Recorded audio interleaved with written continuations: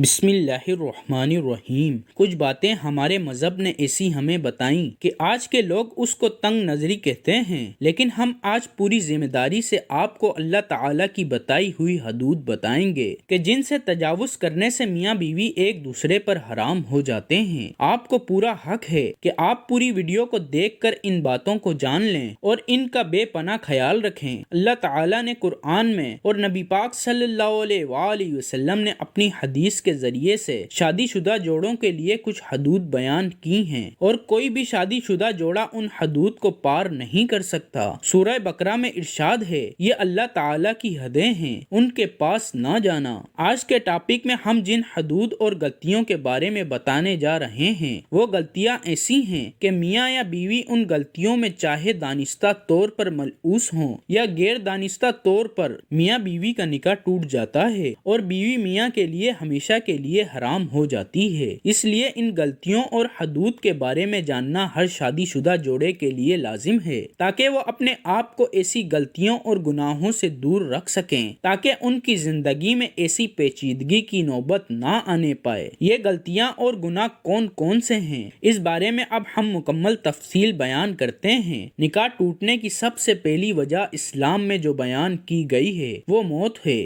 میاں یا بیوی میں سے جیسے ہی کسی ایک کی روح پرواز کر جائے تو اسی لمحے نکاح ختم ہو جاتا ہے اور بیوی شوہر پر حرام ہو جاتی ہے۔ دوسری وجہ خلا ہے، جس میں میاں بیوی باہمی طور پر طلاق کے لیے راضی ہو جاتے ہیں۔ تیسری وجہ ایلا ہے، جس میں شوہر اپنی بیوی سے 4 ماہ ہم بستری نہ کرنے کی قسم کھا لے اور اس قسم کے بعد واقعی 4 مہینے ہم بستری نہ کرے تو نکاح ٹوٹ جاتا ہے۔ یہ یاد رہے کہ ضروری ہے کہ شوہر قسم کھائے، بنا قسم کھائے ہم بستری نہ کرنے پر طلاق نہیں ہوگی۔ چوتھی وجہ جس سے نکاح ٹوٹ جاتا ہے وہ ہے لعان، جس میں شوہر اپنی بیوی کو زنا کرتے ہوئے دیکھ لے، اور لعان یہ ہے کہ شوہر 5 دفعہ قسم کھا کر بتائے کہ میں اپنی بات میں سچا ہوں اور اگر میں جھوٹ بولوں تو اللہ کی لعنت ہو مجھ پر۔ اسی طرح شوہر 4 سال سے زیادہ عرصے سے غائب ہو جائے تو قاضی اس کی بیوی کو نکاح سے آزاد کر سکتا ہے۔ زوجین میں سے اگر کوئی بھی دین اسلام سے منحرف ہو جائے تو تب بھی نکاح ٹوٹ جاتا ہے۔ اسی طرح اگر معتبر ذرا یہ پتہ چل جائے کہ میاں بیوی دونوں آپس میں رضائی بہن بھائی ہیں تو قاضی دونوں میں لازمی تفریق کروا دے۔ یہ یاد رہے کہ اللہ نے رشتوں کی حدود قائم کی ہیں اور رشتوں کا آپس میں تقدس بیان کیا ہے۔ اللہ تعالیٰ نے اس انسان کے لیے مختلف رشتے بنائے ہیں، خون کے رشتے، دودھ کے رشتے،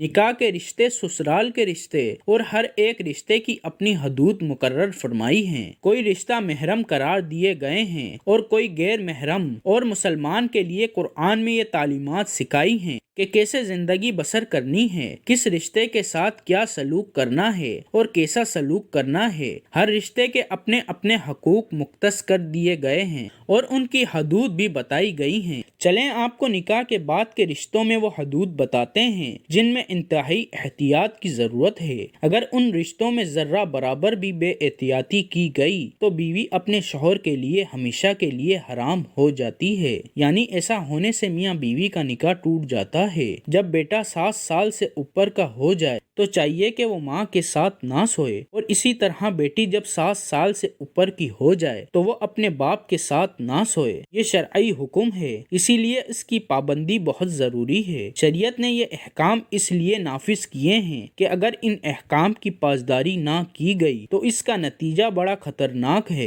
اسی طرح جب بیٹی 9 سال کی ہو جائے تو باپ کو چاہیے کہ اسے پیار کرنے میں احتیاط کرے۔ باپ کو چاہیے کہ اگر وہ پیار کرنا بھی چاہے تو صرف بیٹی کے سر پر ہاتھ پھیرے، بوسہ لینا ہو تو وہ بھی سر پر بوسہ لے۔ اسی طرح باپ کو چاہیے کہ اپنے جسم کو بیٹی کے جسم سے دور رکھے، کیونکہ اگر یہ احتیاط نہ برتی گئی تو کہیں باپ نے بیٹی کو ایسے پیار کر لیا کہ باپ کی شہوت یا بیٹی کی شہوت ابھر گئی تو اس صورت میں اس شخص کے لیے اپنی بیوی یعنی اس کی بیٹی کی ماں ہمیشہ کے لیے حرام ہو جائے گی اور اس کا نکاح ٹوٹ جائے گا، اور یہ حکم ماں اور بیٹے کا بھی ہے۔ اس لیے ہماری اپنی بہنوں سے گزارش ہے کہ وہ بھی اپنے بیٹوں سے پیار کرنے میں احتیاط برتیں، احکام شریعت کے مطابق ان کو اپنے بستر سے اور اسی طرح بہنوں کے بستر سے دور کریں۔ آج کل دین سے دوری اور اسلامی تعلیمات کو نہ سیکھنے کی وجہ سے پہلے لاڈ پیار میں بچوں کو بگاڑا جاتا ہے، ان کو ان کی حدود نہیں بتائی جاتی اور پھر بعد میں رونا رویا جاتا ہے جو بے سود ہوتا ہے۔ اسی لیے ضروری ہے کہ بیٹے کو ساس سے اوپر ہونے پر باپ کے پاس سلایا جائے لیکن ماں کے پاس نہ سلائیں، اور بیٹی ماں کے پاس تو سو سکتی ہے لیکن باپ کے پاس نہ سوئے۔ اسی طرح ایک اہم رشتہ ساس اور داماد کا ہے۔ اگر نکاح کے بعد شوہر اپنی ساس کو ماں سمجھنے کے بجائے بدنیتی سے کام لے جس سے وہ ایک دوسرے کے قریب آ جائیں اور ان میں شہوت آ جائے تو بیوی اس پر ہمیشہ ہمیشہ کے لیے حرام ہو جاتی ہے۔ جو حدود شریعت نے طے کی ہیں ان حدود کی پاسداری کرے، کیونکہ نکاح صرف بیوی کے ساتھ ہوتا ہے اور اس کی زوجیت کے لیے صرف اس کی بیوی حلال ہوتی ہے۔ لہٰذا باقی سب رشتوں کے ساتھ برتاؤ میں ایک مرد کو بڑے احتیاط کی ضرورت ہے۔ اب سسر کے لیے حکم ہے کہ بہو کو اپنی بیٹی جیسا سمجھے، اس کو بیٹی کا درجہ دے۔ اب جس کو دین کی سمجھ ہوگی اور شریعت کی سمجھ ہوگی